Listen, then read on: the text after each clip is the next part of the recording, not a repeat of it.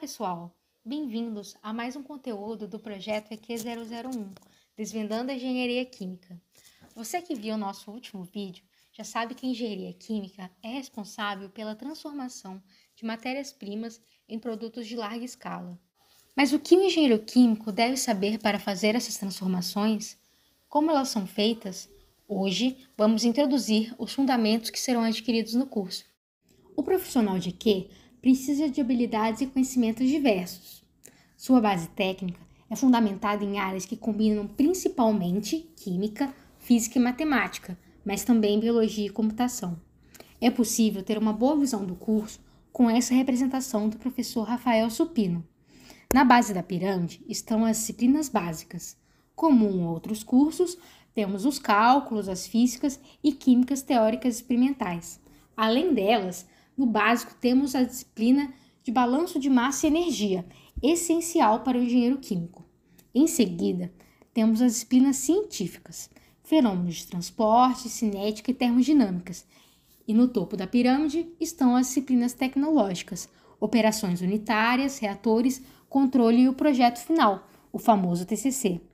Vale lembrar que, além dessas que foram citadas, você fará outras disciplinas que o ajudarão a se formar como indivíduo e profissional, como eletroquímica e corrosão, direito e preservação do meio ambiente. Quer saber o que vai aprender nessas disciplinas e como esses conhecimentos se concretizam na indústria? Então não sai daí, pois vamos falar dos princípios de funcionamento de alguns equipamentos que irá estudar e são responsáveis por essas transformações. Os princípios de funcionamento de grande parte dos equipamentos da indústria química não envolvem motor ou eletricidade. Podemos citar o uso de eletricidade para transporte de fluidos e sólidos, instrumentos, pás rotativas e outras funções auxiliares. No curso, você irá aprender a dimensionar equipamentos que usufruem das propriedades físico-químicas da matéria. Eles são pensados para serem econômicos, seguros, controláveis e pouco poluentes. Vamos começar pela transferência de movimento, em que você estudará principalmente o transporte de fluidos. Observe esse tanque. Por que no orifício do fundo o líquido escoa mais longe? Porque a pressão atmosférica é constante e há uma coluna maior de líquido exercendo pressão sobre ele. Lembre-se disso. A variação de pressão é a rainha da transferência de movimento. Você estudará em profundidade o escoamento em tubulações, que está presente em todos os processos. Para elevar a pressão e promover o escoamento, são usados bombas ou compressores. Eles são projetados por engenheiros mecânicos e selecionados pelos engenheiros químicos com base nas pressões e vazões requeridas. O fluido irá passar por um grande circuito, com tubulações e equipamentos. Assim como é difícil atravessar uma multidão, o fluido perde pressão ao se deparar com obstáculos. Essa perda é considerada na escolha da bomba para líquidos e compressor para gases. Esses e outros equipamentos, baseados na transferência de movimento, como filtração e centrifugação, são estudados em operações unitárias 1 e seus fundamentos e escoamento em tubulações em fenômenos de transporte 1. Também na engenharia química, estuda-se a transferência de calor. Você irá estudar a transferência por condução, convecção e radiação entre sólidos, gases e líquidos. Um trocador de calor típico, de forma simples, é como a imagem. Temos separados por uma parede o fluido que se deseja alterar a temperatura e um fluido de trabalho. A força motriz dessa transferência é a variação de temperatura. De forma geral, se deseja resfriar uma corrente, será usado como fluido de trabalho água e se esquentar, vapor. Nesse tipo de equipamento, a convecção e condução são as principais formas de calor. Você irá aprender equipamentos e modelos mais complexos. Esse tipo chama casco-tubo. Um fluido irá passar pelos tubos e outro em torno deles, o casco. Você irá aprender a transferência de calor em fenômenos de transporte 2 e seus equipamentos em operações unitárias 2.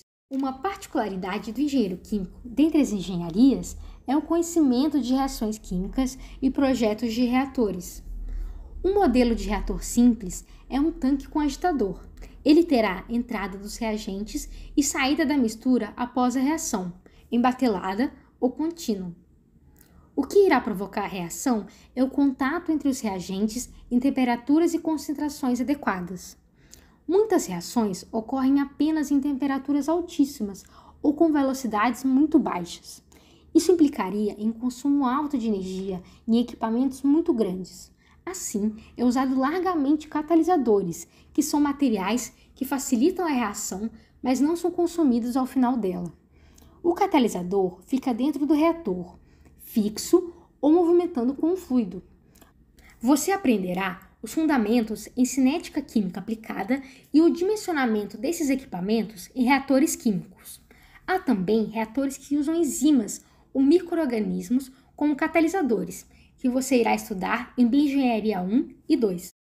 Por fim, o último tipo de transformação que falaremos hoje é a transferência de massa. Ela estuda a mudança de composição da matéria sem reações e ocorre quando compostos químicos saem de um meio para outro. Isso acontece, por exemplo, quando se faz um café, ocorrendo a transferência do sólido para o líquido. O que promove essa migração é a diferença de concentração.